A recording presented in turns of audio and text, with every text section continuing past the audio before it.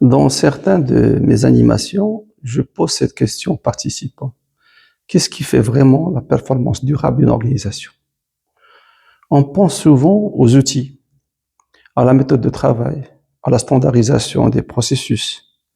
Mais la vérité, trois leviers intangibles sont au cœur de cette performance.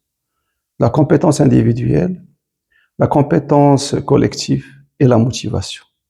Alors la question qui se pose, qui dans l'organisation, dans ses missions et ses responsabilités, doit activer ces trois leviers? La réponse est claire, le middle management. Ces managers et ces managers de proximité ont un rôle déterminant.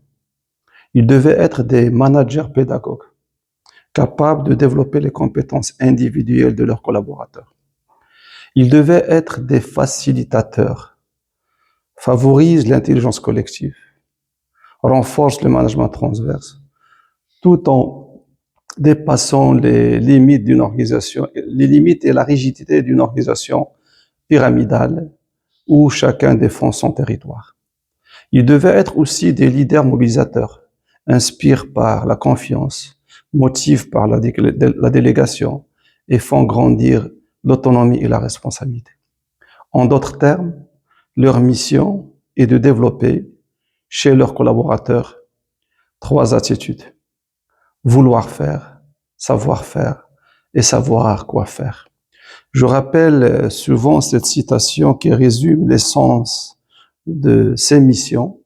Lorsqu'une fleur ne jaillit pas dans un environnement, il ne faut pas plutôt changer la fleur, mais l'environnement.